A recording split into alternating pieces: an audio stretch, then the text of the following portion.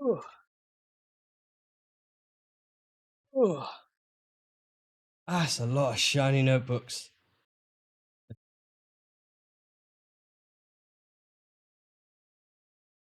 So here we have, in all of its beautiful nondescript glory, 7 boxes plus 1 Halloween box of the Everyday Collection 2026. Now, I went into this year with kind of a resolution, so to speak, where my intention was to stop just buying every book in every collection and only buy books that I am very specifically interested in a collection. And of course, right after that, Archer and Olive probably released one of the best collections I've seen since I've become an absolute fop for their shiny notebooks. And I just remembered looking at it going, really? Really? Couldn't have like a nut collection or something so I could pretend to be really proud of myself going, oh, I've saved so much money this month. No, no. I'll finally go on a diet and you give me a plate of chocolate. That's a really whiny way of saying the books in the Everyday Collection this time around are actually, unironically, incredibly gorgeous. And I really like the designs, or more accurately, I think a more accurate way to phrase it is it's not the designs, it is the redesigns or recolors. Because the unique thing for Archer in particular, it's not unique in general, but for Archer, the unique thing is this time around, the Everyday Collection consists almost entirely of recolors.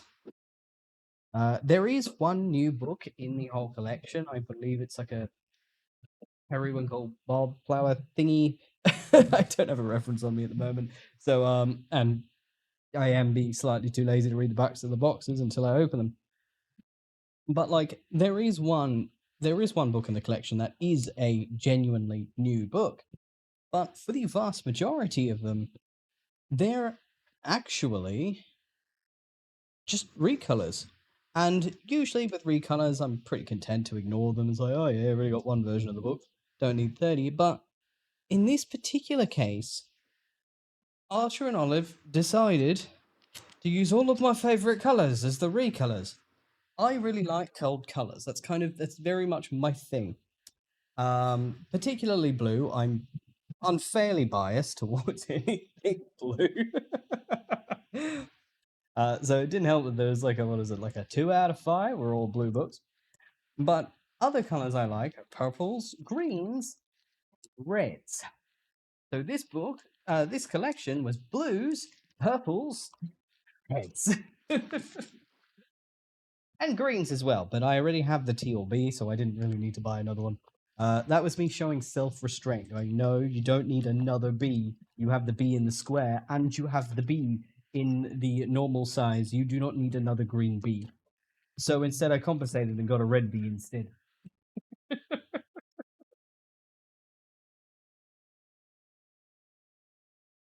I've noticed just with the everyday collections in general, which makes sense, they are meant to be everyday collections and not seasonals, is their boxes are always incredibly basic. Just, simple boxes. They're every day at risk of sounding like I roll 9000, right? Come on, get up. Here we go. So there's not really a lot to show off when it comes to the boxes of the everyday collection. Now, there is obviously one extremely clear outlier in this group, which is this one here. And that's because I got the tarot card looking Lunar Veil, I believe it is, card from the Halloween collection as well. I have got the rest of the Halloween collection, but that was the one I was like humming and hawing about the most, so I didn't really get it until now, but I kind of figured, when like it's that logic where you're like, okay, I've been humming and hawing over this for like 3 months now. It's pretty clear, at least on some level, I do want it. So you know what, shoot your shot kind of deal.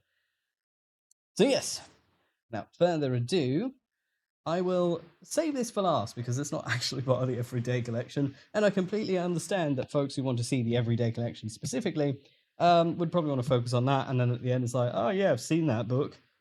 Last year's collection. Wankiest things I've ever said. I apologize.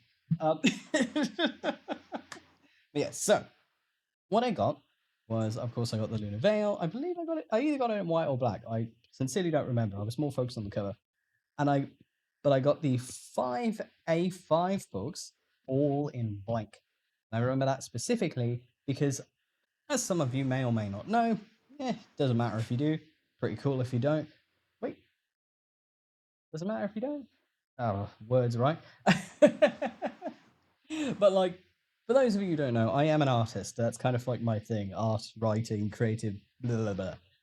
And for the longest time, I've been quite happy and content to just stick with the dot grids. They are incredibly useful. And while I have enough dot grid notebooks now to confidently say that I'm probably still going to be using this collection in my 50s, I'm 30, almost 31 now for reference. I really love sketchbooks. And it's why I'm so, I guess, like obsessed with getting the quirky books, even though they very rarely release a new collection. In fact, the last collection they released was one I was absolutely obsessed about, which was the Serpents and Swords collection, because I am an edgelord and I like snakes a lot. And also the snake book from the Archonal of Halloween collection had me frothing like mad. And I just, unfortunately, in the last 6 months, I lacked something called self-control, which means that even if I was like, yeah, I should use this to turn to a video and I can talk to you all guys about that'd be amazing. Instead, I would get the package and the little gremlin in my brain be like, I want to see the books now. And then I'd open it at work, and then by the time I got home, oh my god, I haven't seen it before, is already passed, because I'm like, I need to put it on shelf. And then I would put it on shelf, and then I would look at it on shelf, and then by the time I'd finish that, I'd be like, oh shit, I was going to turn it into a video. Oh well, maybe next time. As another resolution for the year. Patience. So without further ado, let's start cracking open some of these shiny notebooks. So this first one here is the Vintage Library. Now, the original Vintage Library, which was the blue one, was probably one of the 2 notebooks that actually got me into Arch with Olive. The other one was the 2024 Snowflake. Because I just thought like that was the one that made me go like, all right, I need my grips on it. But specifically the 2024 Vintage Library, the blue one, was the one that made me start with the subscription boxes. And no matter how much I've argued with myself over a couple of them, I don't want to go into it because I don't want to be a negative Nancy, but dear God, I have a personal vendetta against that Mauve B book. I don't like it.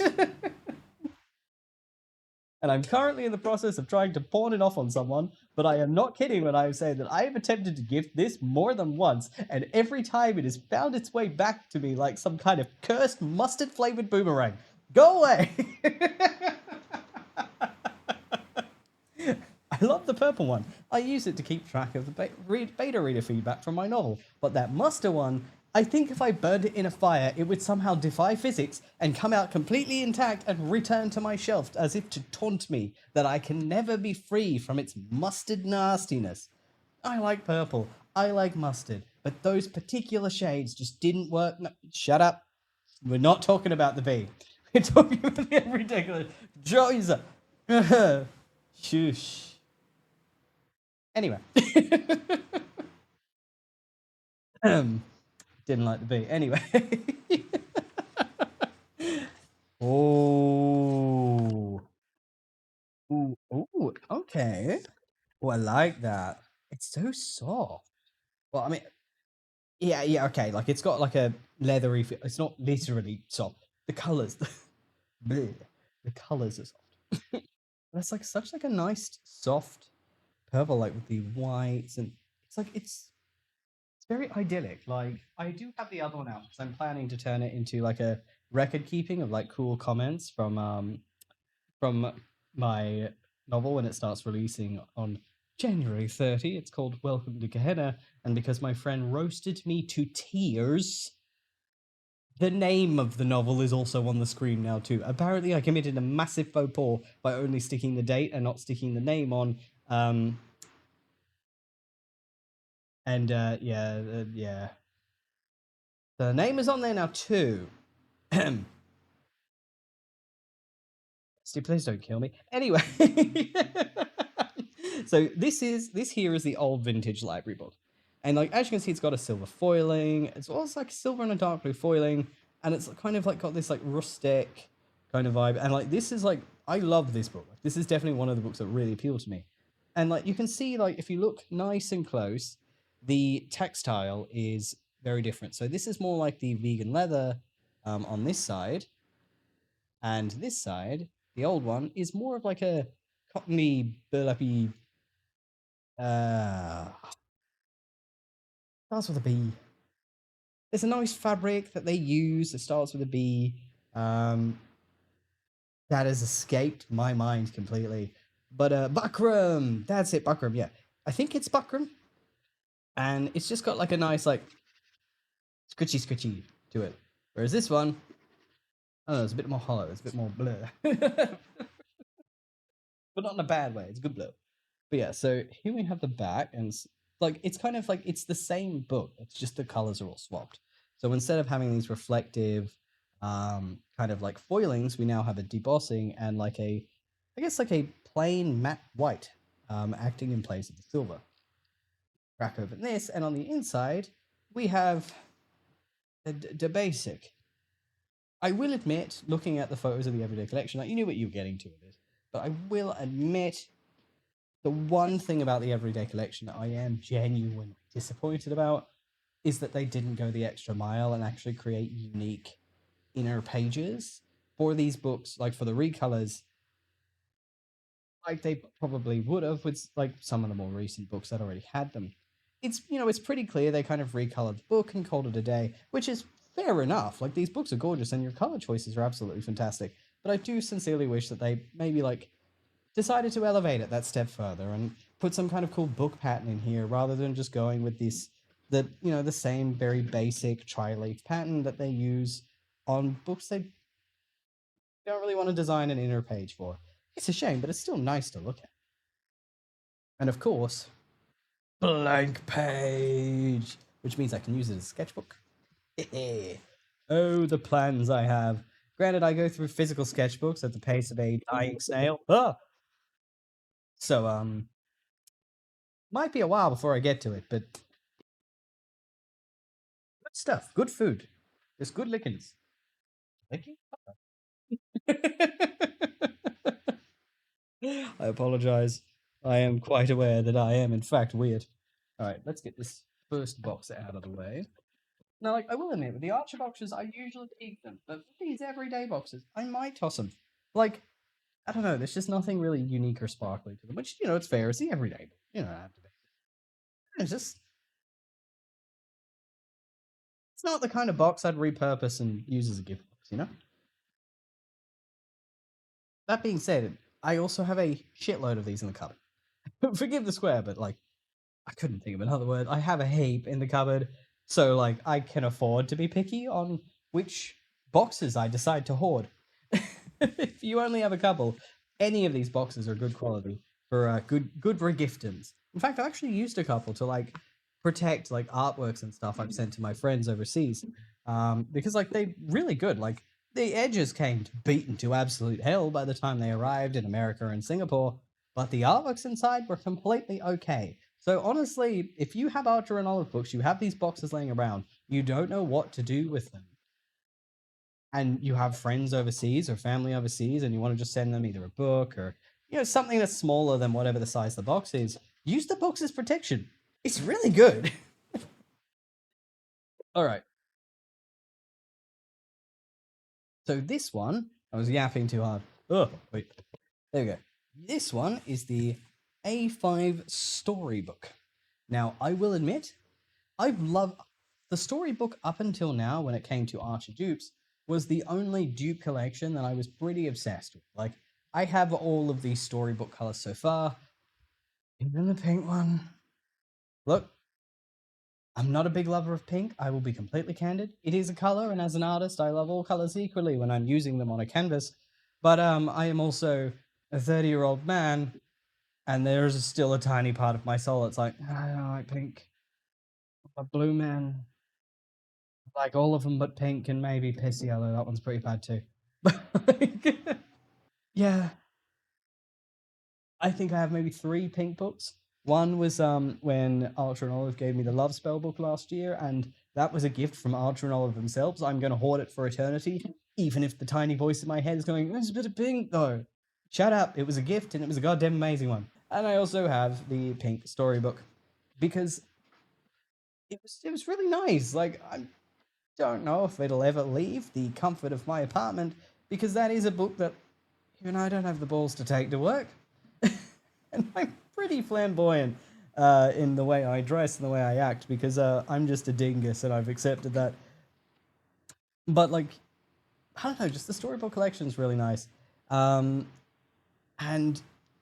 up until now, it's been green, pink, and that really nice grey. But this year, they decided to release the two most gorgeous shades of this book that I have seen. And also, it's why I was so salty take my money when I saw this collection. Because look at this. Yeah, I saw it said navy blue on the back, so I knew which one I was opening. Shush. But like, look at this. So this is like this, like it's got the faux leather. This one is much softer than the vintage. Like it's got a little bit of press, but like look at this. Look at this like nice brassy. I'll get this out of the way. This nice brassy finish. This dull but like kind of like a lightened navy background with this proper navy embossing. The texture on it is amazing. Just this particular shade of brass and this particular shade of blue just go together freaking amazingly. And like even the inside, yeah, is this beautiful shade of brass. Like I love the consistency. Like when there is an inside pattern and they match it to the outside, always just makes my heart tingle with happiness, you know? And like just look at this, it's gorgeous. Like, oh my god. And of course, is blank. Oh, I'm so glad to finally get one of these books in a sketchbook format.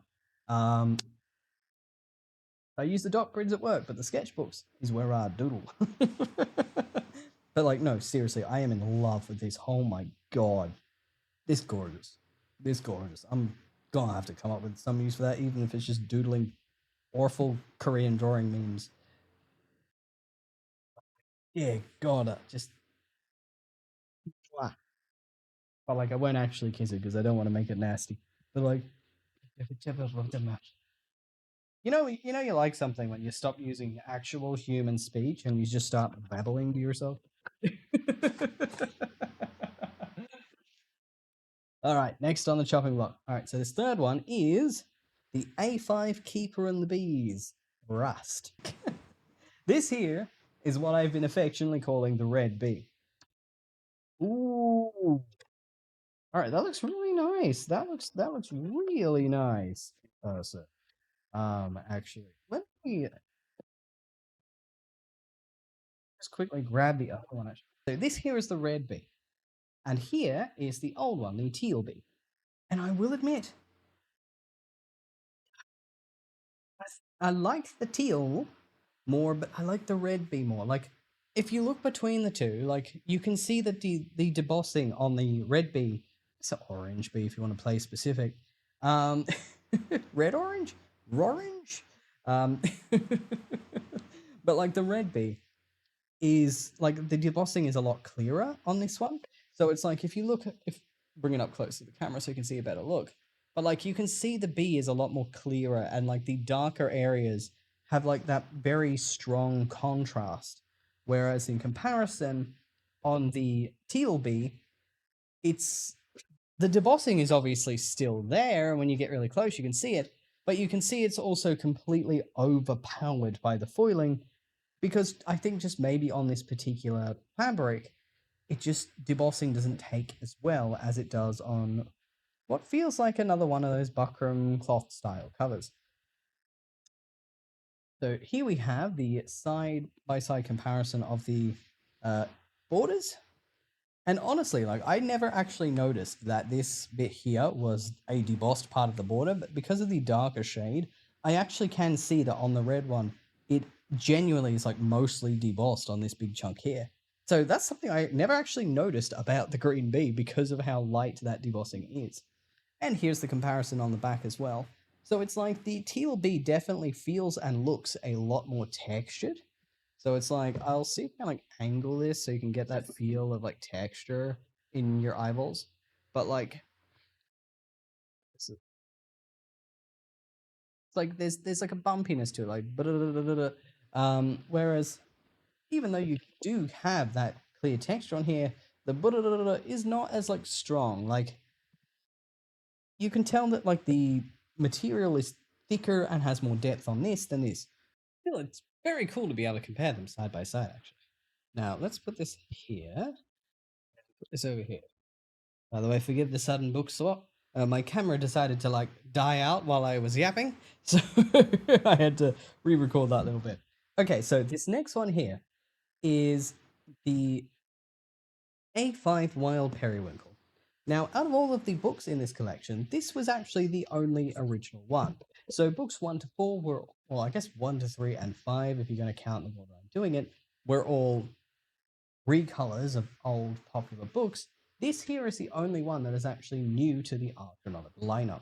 So for those who like collecting new designs of notebooks, unfortunately, this time around, there's only really one thing for you to go with. And that is the Wild Periwinkle, or, as I've affectionately been calling it, Fancy Blue Flower. So in the Fancy Blue Flower book, we've got this really gorgeous shade of blue, and there's like a really ornate, I guess like early 1900s, late 1800s kind of Western vibe to it. And by Western, I mean like British, etc., not like yeehaw kind of Western. But like there's like a really like ornateness to it. It's got these beautiful flowers. It's got this gorgeous seam up the spine, which I really love. But unfortunately, nothing on the back. Nothing. It's dead space. It's sadness. The trick is like how to tell if there's nothing on the back of your book is look at the photos. If there is some like look at like the photos on the marketing. If there is something on the back of the book, they will show you the back of the book. If there is nothing on the back of the book, you will notice that not a single photo will show the back of the book at all.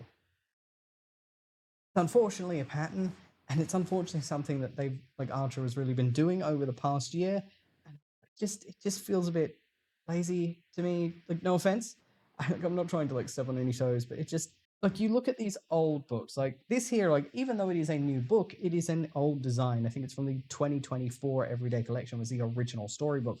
Look at this; it's got gorgeous front, gorgeous side, and a really beautiful debossed back. They used to do this a lot of the time. They would take the front pattern, but they just turn it into just a simple plain debossing on the back, and it gave the entire book this really like ornate, expensive feel. Like it felt like you were getting the bang for your buck. You felt that care, even though it was still clearly just the front image debossed onto the back, because it worked.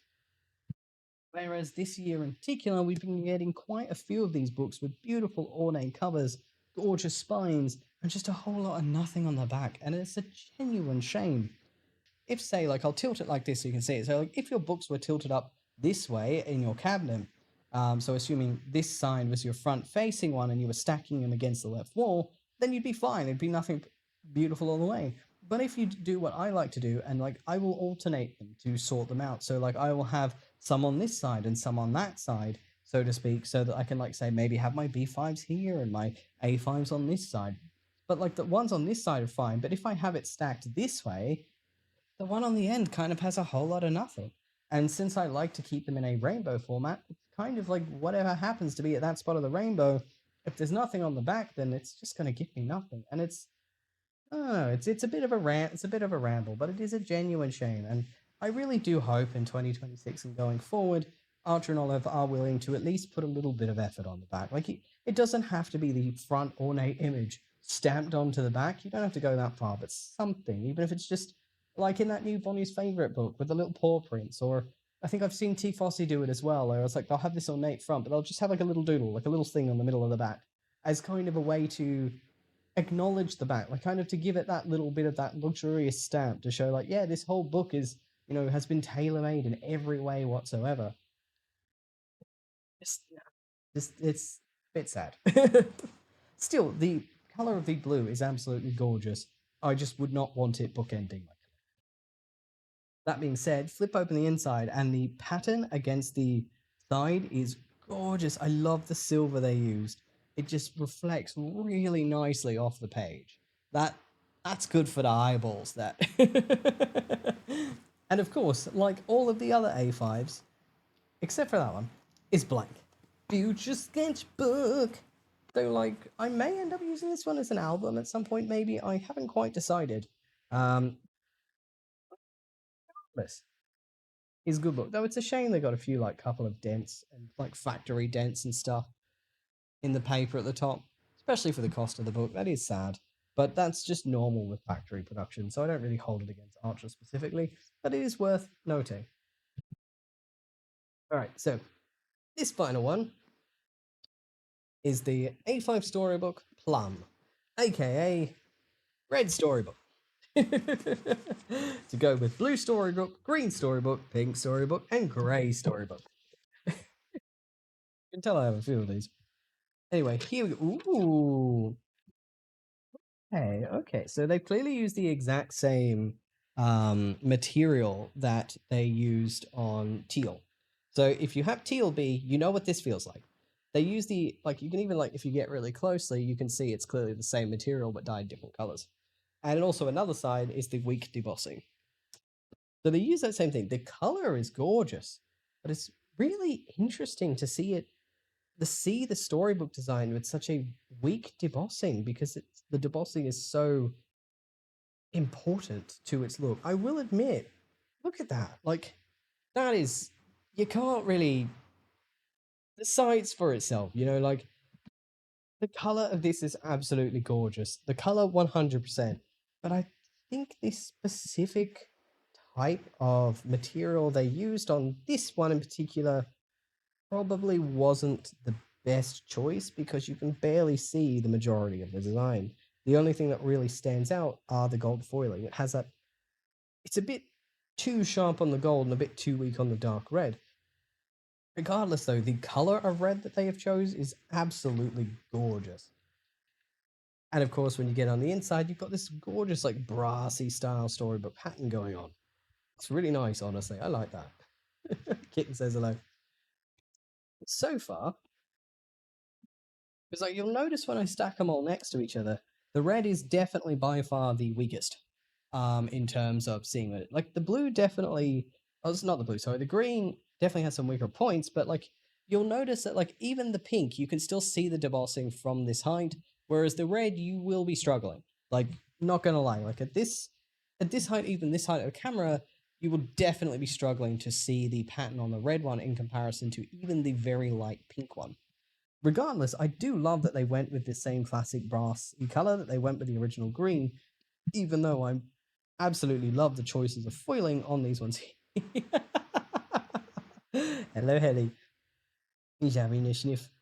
But still, regardless, the storybook collection is remaining incredibly gorgeous in terms of color scheme. No. No, back off, Ellie. All right, and finally, for the A5 books, we have the Lunar Veil, okay, the full tarot card book. Come on, get out. Ugh.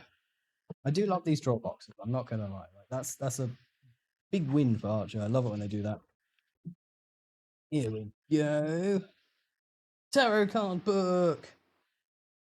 Yeah, looks as expected. It's like a nice, like a, it's the textured vegan leather. Kitten attack. Here we go. Here he is. Says hello. Yes, you do. Yes, you do. Getting a court mandated cat break. Esther says hello. This is the criminal. He's been trying to eat bubble wrap. This is the face of a cat who does crimes, isn't it? You're a cat who does crimes, aren't you? Anyway, so this here is the tarot book from the Halloween collection 2025. I'll be honest, I was, like, really on the fence about it because, like, I knew it was going to be another flat pack. So it's like, the snake I was all gung ho for. I could deal with the flat back because the front was so gorgeous. This one I was like, yeah, all right. I knew it was going to be another flat back. I wasn't huge on it, but I do like tarot. Like, I do like doing the occasional tarot reading just for fun. And so it's like, oh, well. Eventually, the carrot worked. And I, in fact, fell for it. Hook, line, and sinker. But I do think this is a really nice one. It'll look nice on the shelf. Wouldn't want it as a bookend, obviously. And it's a shame too, because it's black, and I think it's like blacks and reds are almost always the bookends of my little rainbow. Gorgeous book, and I really like it. I'm glad I got it. I am genuinely glad I got it. And finally, we have my two. So I'll plonk this in the center too. Ooh, we have my two square ones. Now, these square ones are both of the storybook ones. And even though I was originally just planning on only getting the A5 blanks, because only one of each version, I got these for a very specific reason. I can't really crack open this book because I don't really have express permission to show any of this. This is the book that I've been using to collect all of the amazing fan works that my beautiful beta readers have been making of the characters in my novel. Look how fat that has become. We even had to do some surgery because it was getting a bit too chunky and remove a ream. I'll probably have to do it again, honestly. But like, look how fat that is. Because like, I'm going all out. I'm going like full like junk journal collage for every image. So like, dear God, it is struggling. That is struggle core right there. If you wondered why the albums were so thin in this new collection with the cat, that's why. Oh my lord. But basically, I've been using the storybooks specifically to collect fan art of my novel because I want to keep it forever and eventually probably brain someone with it, but like with love and affection. And so when I saw that the squares came out of these storybooks and these ones as well, I just had to get them because there is no guarantee that I will ever fill this up. That is very true. But on the off chance that I did, I want to be able to use another storybook to continue the collection because it's kind of thematic, you know? It's like, oh yeah, first it's the green, then it's the blue, then it's the red. Like it makes it easy to be like, oh yeah, all the square storybooks are fan art or something, and just yeah. So like it's themed, it has a point, and that's why I caved and I got the squares for the blue and red storybooks. I guess to give you guys a taste of what's in this really cool fan art book, here's two works by one of my bestest buddies in the whole wide world, Ghosty. Now, these are two arts that they did around mid last year. So the characters here are this here is Gonian. He is a boyfail prince. He's a bit dense, in that loving, charismatic kind of way, and he's one of the main characters of the story. Essentially, he kind of fumbles his way through life and essentially gets taught the hard way that he can't just BS his way to victory. But he's kind of like one of those like silly, overly curious golden retriever style of personalities. It's also very cheeky. Whereas this over here, the character in the corner, this is an emote Ghosty made for our Discord server of Yarlith, who is Godian's cousin and the more serious one of the two. He also acts as a royal advisor and essentially the voice of reason in the room when usually he has never heard a voice of reason in his life. So I put these two pieces together because, you know, it works. They kind of thematically match each other in the story. So this here is just kind of like a small snippet, so to speak, of like all of the stuff in this book, but you can see why it is so fat from this example. And God, I want these books bulging off my shelf until the end of eternity. So anyway, on to the square notebooks. So let's crack this open. Ooh. Right. Ugh, I don't want to knock everything open. This is not a smart layout in retrospect. Ah. All right. So here is the square plum red one. All right, I will admit, like I will be completely candid, this particular soft embossing works much more in the square. Look at this in comparison. This balance is way better than this does. I think it's because the gold elements on the square actually balance out really well on their own. So having the debossing being this light actually works much better on the square version of the thing. So I will admit, actually, the softer debossing style really like adds to the appeal of this particular version of the book. Yeah, it works. The red one actually looks really nice in the square. Thumbs up. Proof that not all designs work in every size or work as well in every size, and there is appeal to every size as well, even if the designs are technically the same. And of course, you've got that beautiful brassy inner texture that I've got my light shining all over so you can see how shiny it is. Now, these squares I did get in a dot grid. I know that they did have the blank version in squares as well, and I will admit I was tempted, but my green storybook is also in the dot grid, and because I specifically am using these as, I guess, like collage or scrapbooky photo albumy style of books, having the dot grid is actually more handy because it helps me line up washi tapes and patterns, and it also gives a little bit of white noise into the background on cases where pages I don't go too hard behind the original artwork. So put this here. Y'all, that looks so dramatic. All right, now let's crack open this last one.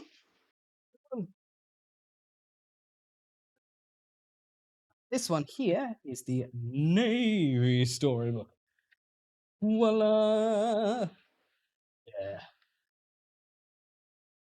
that looks good. But yeah, so here we have the Navy storybook version in square, and this looks gorgeous. I am in love with this. Oh, this tickles my brain. This makes my brain so happy. So like here we have it in comparison to the A5 version. And like I'll admit, like the storybooks are one of those series which really shine in the squares. They look good in the A5 version, do not like get me wrong, and the rectangle versions, but there's just something about the storybook and the square that just works. But yeah, so here we have it, the Everyday Collection for 2026 plus one book from the Halloween 2025 book that we don't think about too hard. But yeah, all in all, my opinion on the Everyday Collection 2026 is it is really nice. I think that they have chosen some incredibly nice colors that all work together thematically, and they also all appeal to my taste as well. And like I suppose by technicality, even though this isn't a book I bought with this collection, this book is also a part of this collection. So I guess I'll keep this like in the frame for a little bit as well. But like this here is the collection, and you can see that like the cold reds, except for like Rusty over here, but it kind of like works in a rainbow sense. But like you got the cold reds, you got the purple, you got the teal, you got the blues. I really think in terms of the color palette and choice of designs, I think this was a really smart choice. They clearly went in, they saw which designs of theirs were really popular. Maybe they looked at other brands that were doing recolors pretty often as well and went, yeah, you know what, why not? I don't know, I'm not an Archer Olive employee, I'm just a random guy in Melbourne, Australia. But regardless of what they did or how they came to this conclusion, I think that like when it came to the choice of recolors, they did a fantastic job. They picked some books that people really loved and recolored them in ways that really worked for those particular patterns. They're all appealing, and even though they are identical to their previous versions, the way they've made them makes them still feel different enough that when you get them, you don't just feel like you're getting an exact duplicate of the same book. And that's something that I'm going to give Archer a lot of credit for, because that's very difficult. All in all, probably with the exception of the new one, unfortunately, it is a pet peeve. I don't really like the blank backs. I really hope in 2026 going forward, we start seeing at least like minor decals on the back, kind of like how with the very simplistic books, they're adding minor decaling on the spine. It doesn't have to be intense, it doesn't have to mirror the front, just something. And the Bonnie's Favorites collection that's out at the moment is proof that they can do it, and they can do it well. So I'd love to see that continuing going forward as well. It makes the books more appealing for me. Now, there's no guarantee that in the collections coming from this point, I'm going to get the whole thing. It's just this just happened to be full of books that jingled my tingles. And I'm still aiming this year to only get books I actually like, because these books are expensive. And in this economy, I'm being what the kids like to call stupid. But still, overall, no regrets. Because they're all sketchbooks, because they're either all sketchbooks, I guess with the exception of that one, or books that I have a very specific purpose for in buying them, I'm going to find an eventual use for everything in this pile. And who knows, maybe the TLB will be my next workbook. I suppose as your good old send-off, my web novel, y'all are gonna get real sick of hearing about this, trust. But like my light novel is going to be releasing on Tapas, Scribble Hub, Royal Road, and Wattpad Links in the description, except for Royal Road, that's not going to appear until January 30th. On January 30th, it's like 12 a.m. PST or something like that. Date's on the screen, and so's the name, so that my bestie doesn't murder me in my sleep. And also, beyond that point, if you like discounts, use code DRAGON at the official Archer and Olive site, and you can get yourself, like, what was it, 10% off? I think it's 10% off.